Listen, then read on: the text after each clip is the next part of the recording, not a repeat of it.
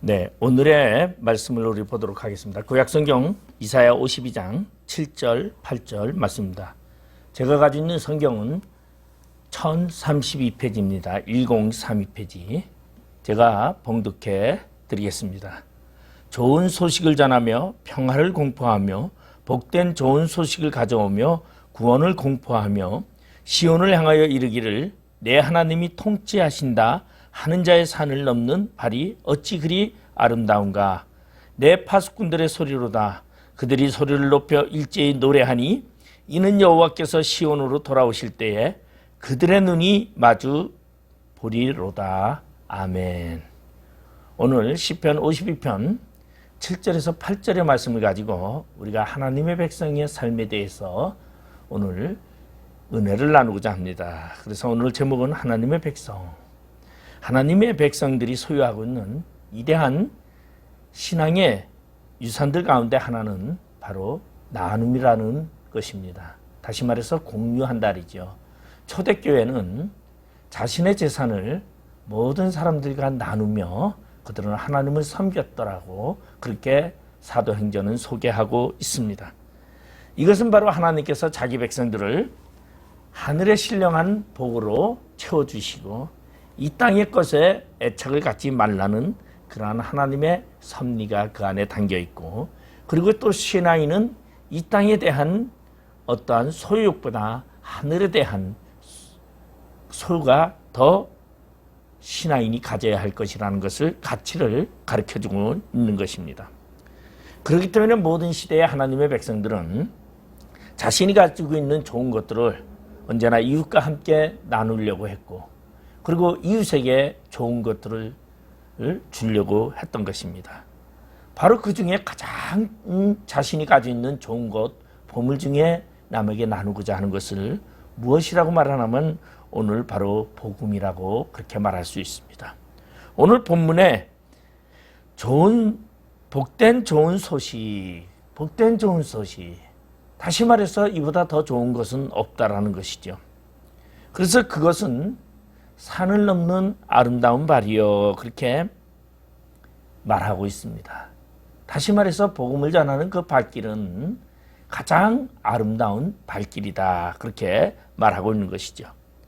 우리 역사적으로 살펴봐도 많은 선진들은 하나님의 참된 복된 소식을 전하기 위해서, 좋은 소식을 전하기 위해서 자신들의 삶을 살아갔던 것을 우리는 알 수 있습니다. 특별히 시편과 예언서에서는 온 땅에 그런 소식, 선포, 전파 이런 말들을 자주 우리는 보게 되는데, 이러한 말들은 다시 말해서 좋은 것들을 모두가 함께 나누고자 하는 그러한 삶을 말해주고 있다는 것입니다. 우리는 에레미야 선지자를 통해서 구약의 성도들이 얼마나 자신에게 철저하게 좋은 소식을 전하는 자로 인식하며 살아가고 있는지를 우리는 성경을 통해서 발견할 수 있습니다. 에레미야 20장 9절에 보면 내가 다시는 여호와를 선포하지 아니하며 그 이름으로 말하지 아니하리라 하면 나의 중심이 불붙는 것 같아서 골수에 사무치니 답답하여 견딜 수 없나이다. 이러한 이야기를 우리는 또 신학에서도 우리는 발견할 수 있습니다. 예수님께서 제자들을 모으시고 그리고서는 감람산에서 하늘로 올라가시기 전에 제자들에게 이렇게 말을 합니다.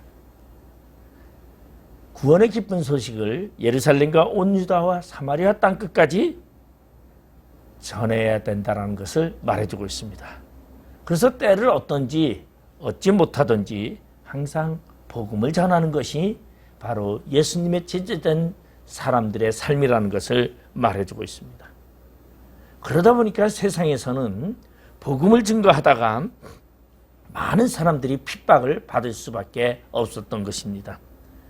그래서 복음을 전하고자 했던 그들에게는 예루살렘을 떠나야만 했던 그러한 상황도 초대교회는 만들어졌습니다. 그러나 그들은 어느 곳에 가든지 복음의 참된 기쁜 소식을 전하지 않을 수 없었던 것입니다. 그래서 사도행전 8장은 그 당시의 그리스도인들의 모습을 이렇게 말하고 있습니다.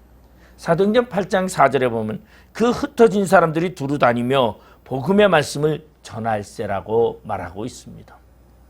좋은 것을 가진, 다시 말해서 기쁨의 소식을 가진 그러한 그리스도인들은 어느 곳에 가든지 복음을 증거하고자 했고, 그리고 그 좋은 소식을 나누고자 했더라는 것입니다. 그 당시에 많은 그리스도인들은 박해로 인해서 핍박을 받고 이곳저곳으로 피해 다녀야만 했고, 그리고 그들은 생명을 걸고 그들은 복음을 전해야만 했던 것입니다. 그 당시에 세상은 그리스도의 복음을 전하는 그들을 뭐라고 표현하고 있냐면 천하를 어지럽게 하는 자들이다라고 말하고 있습니다. 천하를 어지럽게, 좋은 소식을 전하니까 세상에서는 그것을 천하를 어지럽게 하는 자들이다, 그렇게 표현하고 있는 것이죠. 사도행전 17장 6절에 보면 발견하지 못하며 야손과 및 형제들을 끌고 읍장들 앞에 가서 소리질러 이르되 천하를 어지럽게 하던 이 사람들이 여기도 이르매. 다시 말해서 예수 그리스도의 복음을 증거하는 자들을 천하를 어지럽히는 자라고 그렇게 말하고 있습니다. 과거에 우리 대한민국의 역사를, 기독교 역사를 돌이켜보면 우리 정조대왕 때 이 기독교가 굉장히 번성을 했습니다. 그래서 우리 기독교의 이 천주교가 먼저 들어왔지요. 그리고 그 천주교가 들어와서 그때 뭐 이백이라든가 정약전이라든가 뭐 이러한 사람들이 모여서 북경에서 가져온 천주실이라는 책과 그리고 많은 신학 성경 공부 책들을 가져다가 그들이 모여서 그들을 행하기로 하고 일주일 동안 그들이 거기에 써져 있는 대로 금식을 하면서 시간을 지켜가면서 모였다고 합니다. 이백일은 역사서에 보면 이백이라는 사람은 눈길에 그들이 모임을 갖기 위해서 가는 게 호랑이를 피해서 호랑이의 무서움을 떨치고 눈길을 달려서 모였더라고까지 이야기를 해줍니다.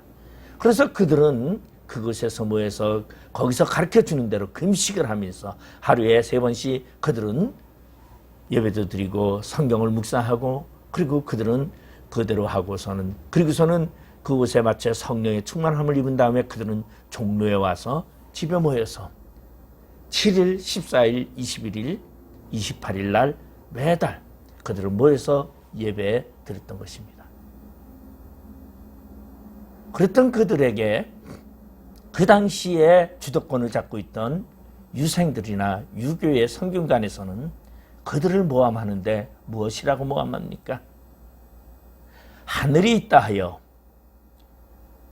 임금에게 충하지 아니하고 부모에게 효하지 아니하는 그들은 호랑이보다 범보다 무섭고 홍수보다 무서운 세상을 어지럽게 하는 자들이라고 그렇게 늘상 상소문을 임금에게 올립니다. 그래서 우리는 순조 때에 보면은 이 정순 왕후에 의해서 이 많은 기독교인들이 사대사화라는 그러한 역사적인 사건을 통해서 순교하게 되는 사건을 우리는 발견하게 되었습니다. 바로 하나님의 복음을 증거하고자 하면은 세상은 그들을 혼란시키고 그들을 방해하는 것입니다. 왜 그렇습니까? 세상이라는 것은 다시 말해서 사단이 영역이 강한 곳입니다. 그래서 사단은 하나님의 복음이 증거되는 것을 절대적으로 방해하기 때문에 사단은 어떠한 방법으로든 혼란을 일으키고 그리고 복음을 증거하는 자들을 천하를 어지럽히는 자라고 그렇게 이야기하며 그들의 말을 듣지 못하게끔 하는 것이 세상이라는 것입니다. 그러나 우리는 하나님의 좋은 것을 가진 우리는 하나님의 참된 진리를 가진 우리는 우리의 복음을 세상을 향해서 죽어져가는 영혼들에게 그들이 하나님께로 돌아오게끔 하기 위하여 우리는 좋은 것을 나눌 줄 아는 그러한 하나님의 백성이 되어야 하겠다는 것입니다. 이와 같이 하나님의 백성이 가져야 하는 이런 나눔의 사상, 공유 사상 중에서 가장 중요한 것은 바로 생명을 살리는, 다시 말해서 생명을 부활케 하고 생명을 하나님께로 이끌어가는 그러한 능력을 소유케 하는 그 복음을, 기쁜 소식을 우리는 전해야 하겠다는 것입니다. 그러면 하나님의 백성이 해야 할 첫 번째는 무엇입니까? 오늘 본문 7절에 보니까 좋은 소식을 전하며 평화를 공포하며 복된 소식을 가져오며 구원을 공포하며, 다시 말해서 좋은 소식을 전하는 자가 되어야 되겠다. 복음을 증거하는 자가 되어야 되겠다. 이사야는 좋은 소식을 전하는 자를 아름다운 자라고 말하고 있습니다. 그래서 그러한 좋은 소식을, 복음을 전하기 위해서 산을 넘는 발이 어찌 그리 아름다운가. 다시 말해서 좋은 소식은 아름다운 것이기 때문에 그 소식을 전하는 자는 아름다운 사람이라는 것입니다. 그렇기 때문에 하나님의 백성들은 이러한 좋은 소식을 날마다 전해야 되고 이 복된 소식을 전해야 합니다. 에레미야서에서 복음을 전하기 위해서 그들은 날마다 전해야 된다고 그렇게 이야기를 합니다. 그런가 하면은 사도 바울도 복음을 전하지 않을 수밖에 없는 이유를 성경에서 말하고 있습니다. 다시 말해서 하나님의 백성이라면 하나님의 위대하심, 하나님의 그 놀라운 계획을 이 땅에 전해야 합니다. 그리고 그것을 통하여 하나님께 영광을 돌리며 하나님을 찬양하며 하나님의 드높이는 그러한 삶을 살아가야 된다는 것입니다. 하나님을 가장 드높이는 삶이 무엇입니까? 바로 하나님의 참된 복된 소식을 증거하는 목소리라는 것입니다. 아가서에 보면은 바이틈에 있는 아름다운 신부여 내 목소리를 들려다오라고 말하고 있습니다. 오늘 우리 하나님은 우리에게 내 목소리를 들려달라고 합니다. 그 목소리가 어떠한 목소리? 아름다운 목소리, 하나님의 뜻에 합당한 목소리. 여러분, 사랑하는 여인이 가장 아름답게 들려오는 목소리가 어떠한 목소리겠습니까? 나는 당신을 사랑한다라는 목소리일 겁니다. 나는 당신을 존경한다는 목소리일 겁니다. 나는 당신을 좋아합니다라는 그러한 소리일 것입니다. 바로 우리가 하나님을 사랑하고 하나님을 공경하고 하나님을 경외하고 그리고 하나님을 영광 높이고자 한다면 우리는 우리의 입에서 좋은 소식을 전하는 자가 되어야 한다는 것입니다. 인간이 이 세상에서 가장 누려야 할 가장 큰 축복은 무엇입니까? 바로 하나님의 복입니다. 왜냐하면 인간을 창조하신 하나님, 인간을 다스리고 인간을 주관하시는 하나님이시기 때문에 하나님을 통하지 아니하시고서는 인간의 행복을 느낄 수 없고 인간의 참 기쁨을 가질 수가 없다는 것입니다. 그렇기 때문에 우리는 이 땅에서 하나님을 영광 돌리고 하나님을 찬송할 때에 하나님은 우리에게 무한한 복과 무한한 찬양 소리를 통하여 하나님은 우리에게 엄청난 놀라운 역사들과 우리의 계획에 합당한 그러한 복을 주신다라는 것입니다. 여러분, 찬송을 부르는 그 순간에 우리의 고통과 두려움과 우리의 삶 속의 괴로움은 다 사라질 수 있습니다. 참 평안을 누릴 수 있습니다. 왜입니까? 하나님은 온 세상을 다스리고 주관하시는 분이고 세상의 평화를 주관하시는 분이기 때문에 우리가 하나님을 찬양할 때에 하나님은 우리에게 평안을 주신다는 것입니다. 하나님의 백성들이 세상에 그토록 전하고자 했던 구원의 소식, 바로 그것은 참된 하나님의 기쁜 소식이라는 것입니다. 이사야 61장 1절에서 3절에 보면 주 여호와의 신이 내게 임하셨으니 이는 여호와께서 내게 기름을 부으사 가난한 자에게 아름다운 소식을 전하게 하려 하심이라. 나를 보내사 마음이 상한 자를 곤치며 포로된 자에게 자유를, 갇힌 자에게 노임을 전파하며 여호와의 은혜의 해와 우리 하나님의 신원의 날을 전파하여 모든 슬픈 자를 위로하되 무릇 시온에서 슬퍼하는 자에게 하간을 주어 그 죄를 대신하며 희락의 기름으로 그 슬픔을 대신하며 찬송의 옷으로 그 근심을 대신하시고 그들로 의의 나무 곧 여호와의 심으신 바 그 영광을 나타낼지라 일컬음을 얻게 하려 하심이니라고 말씀하고 있습니다. 하나님의 백성이 전하는 구원의 소식이란 마음이 상한 자에게 고침을 주시고 포로된 자에게 자유를 주고 갇힌 자에게 노임을 받게 하고 슬픈 자에게 위로가 되시는 기쁨의 소식이라는 것입니다. 이처럼 하나님의 백성들이 이 기쁜 소식을 전하기를 힘쓴다면 이 세상의 슬픔과 탄식은 사라질 수밖에 없다라는 것입니다.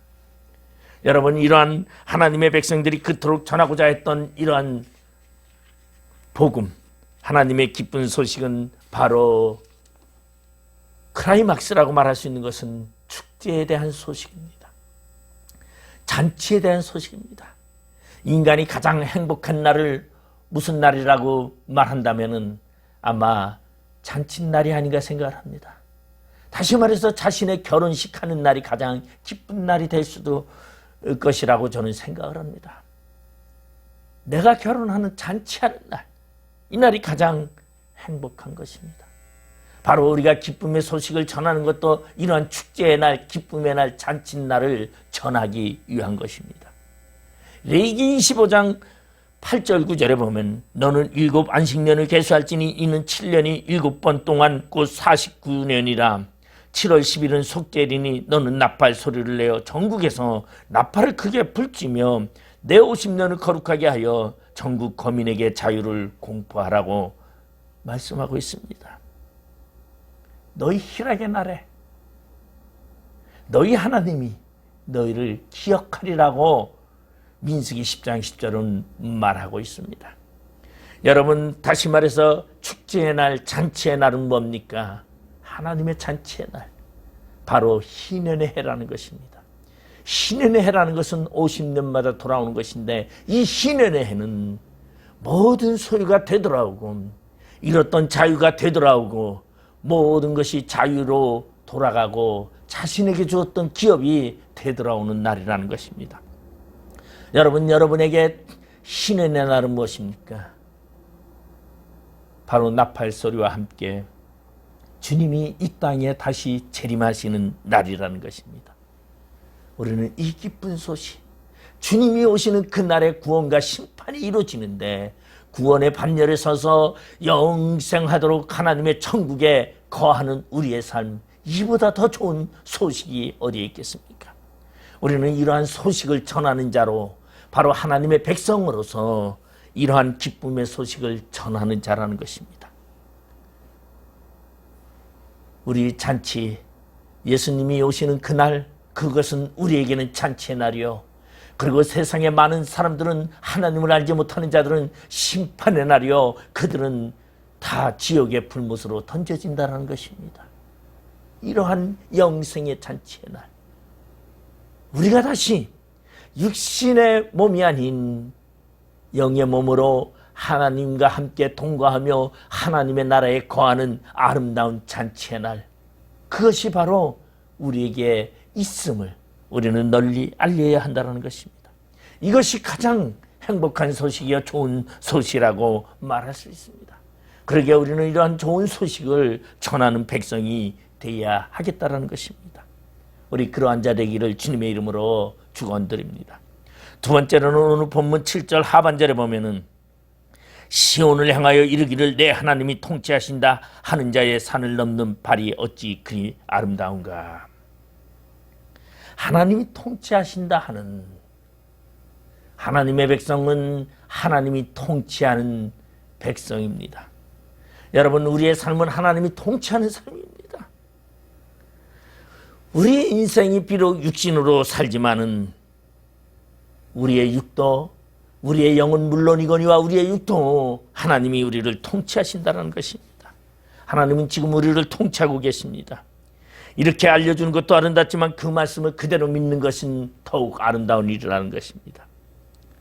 칼빈은 하나님의 통치에 대해서 이중적 통치 개념을 가르치고 있습니다. 먼저 그것은 영적인 통치입니다. 이것을 다시 말하면 영적 관할권이라고 말할 수 있는데, 영적 통치권은 모든 예수를 믿는 그리스도인들은 영적인 생활관계 속에서 주님과 교통하고 주님의 인도함 따라 살아간다는 것입니다. 여러분, 영적으로 단절되면 그 사람은 피폐해지고 그 사람은 절망 가운데 빠질 수밖에 없습니다. 그러나 우리는 영적으로 하나님과 소통되기 때문에 우리는 언제나 힘들고 어려울 때면 하나님께 나의 모든 것을 알려드립니다. 그리고 하나님께 나의 모든 것을 구하게 됩니다. 그리고 하나님의 통치권 안에서 우리는 영적인 통치를 받습니다. 그래서 영적인 평안을 얻는데, 하나님이 주시는 그 평안은 세상 것과 같이 아니한 평안이라고 말하고 있습니다.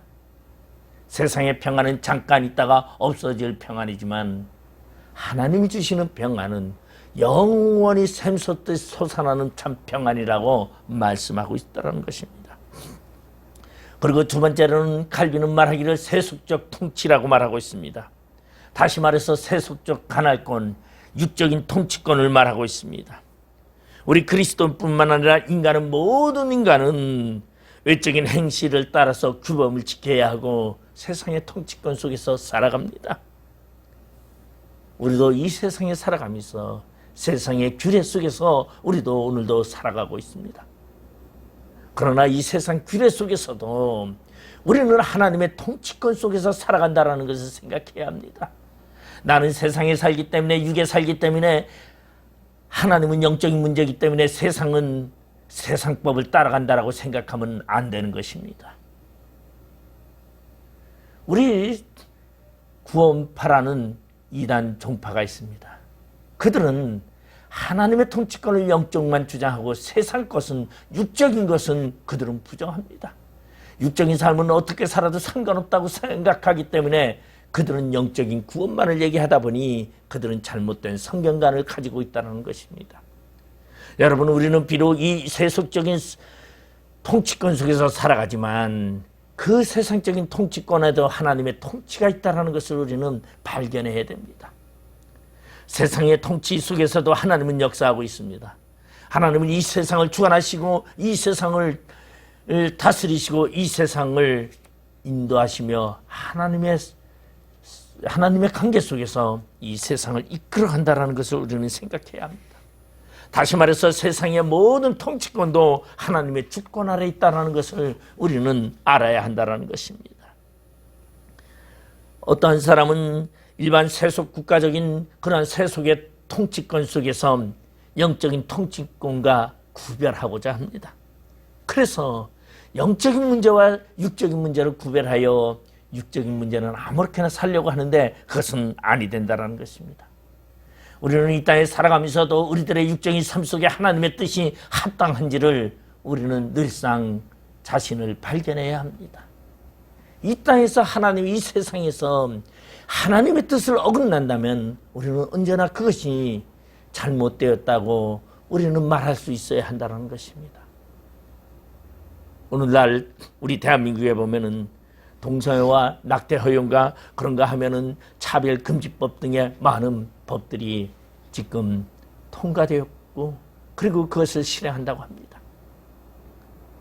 하나님의 자연 원칙인 하나님의 창조 질서를 파괴하는 이야기들이 종종 나타나고 있다는 것입니다.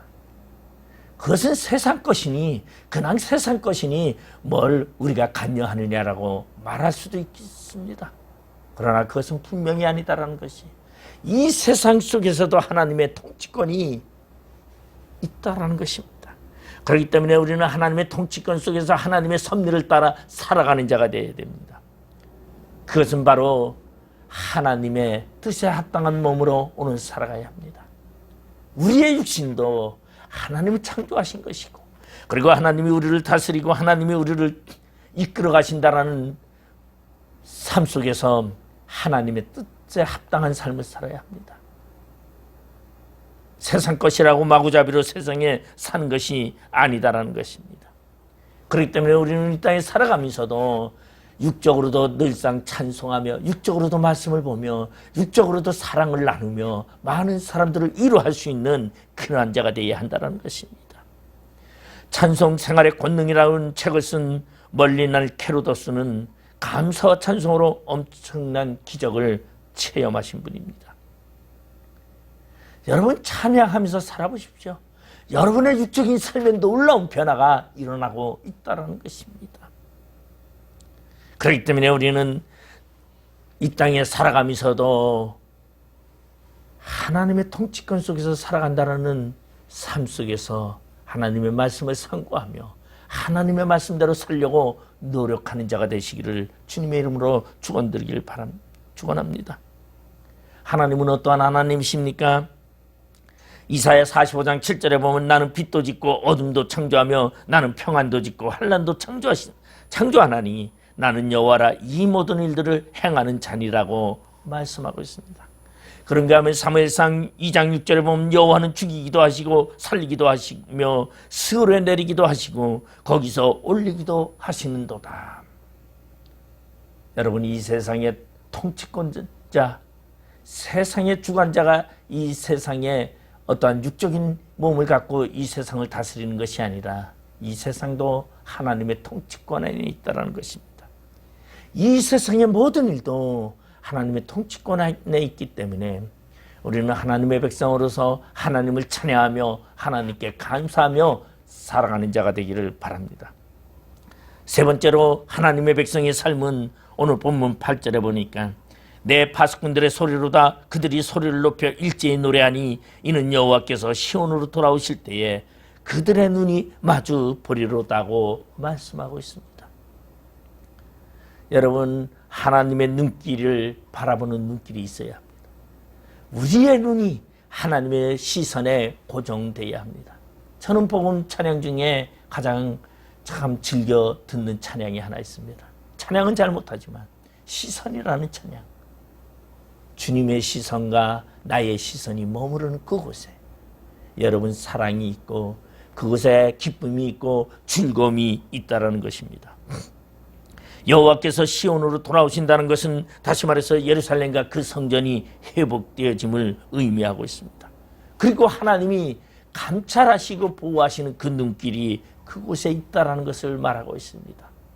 우리 성경에 보면은 하갈이 이스마엘과 함께 아브라함의 집을 쫓겨나 사라에게 쫓겨나 더이속의 사막 한가운데서 고통중에 있을 때에 하나님이 하갈을 감찰하셨다고 합니다. 우리 하나님은 우리를 보호하시는데 눈동자같이 보호하신다고 말합니다. 주무시지도 아니하고 졸지도 아니하시며 우리를 지키신다고 말하고 있습니다. 여러분, 그 하나님의 눈길을 바라보시기 바랍니다. 요새 보면은 세상에 보면은 제가 카톡에 보니까 많은 글자가 기독교인들이 즐겨 쓰는 단어 중에 하나가 코람데오라는 단어가 있습니다. 하나님 앞에서라는 삶은 내가 하나님의 백성다운 삶을 살겠다는 그 마음이 담겨 있는 것입니다. 하나님의 거룩함 앞에 거룩한 자의 모습으로 살고자 하는 소원이 담겨 있다는 것입니다.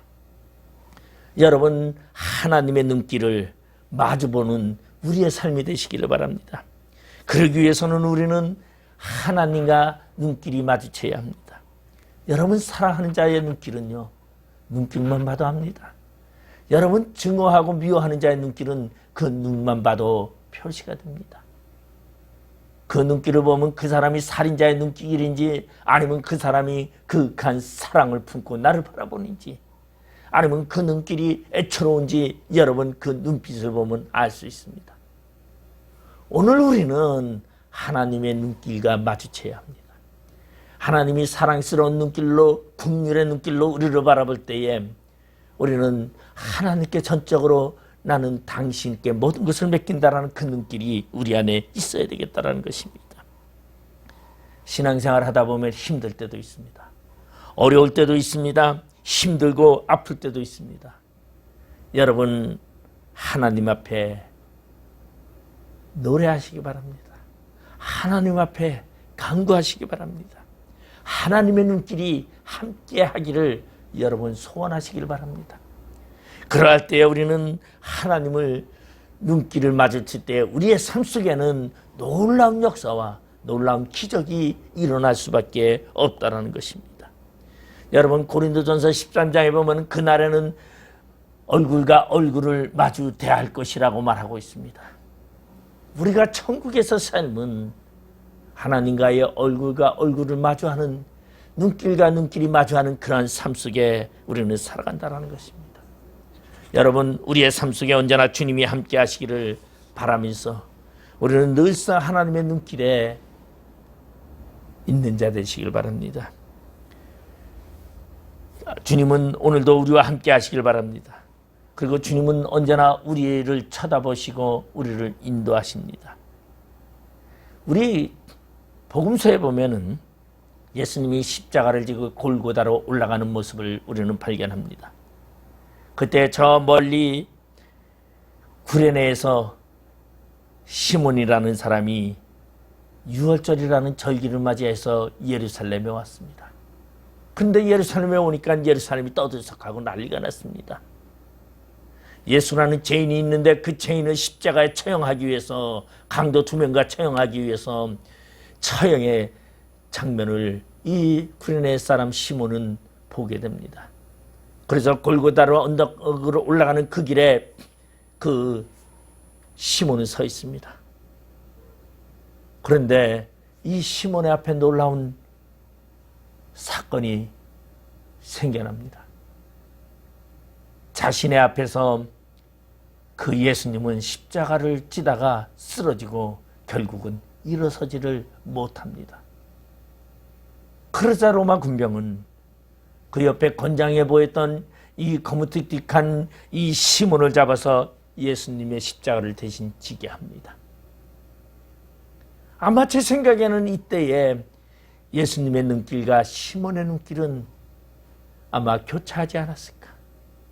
예수님은 누가 나를 위하여 대신 십자가를 지는가, 그 자를 바라보았을 것이고, 시몬은 쓰러져가는 저 예수라는 죄인을 바라보았지만은 아마 불쌍한 마음으로, 재수없는 마음으로, 내가 너 때문에 십자가 진다라는 그러한 마음으로 바라봤는지 모르지만 그 눈길이 마주친 순간 시몬은 놀라운 감동을 받았고 감회를 받았고, 결국 그는 초대교회의 놀라운 기적의 역사를 일으키는 기독교의 산증인이 되었습니다.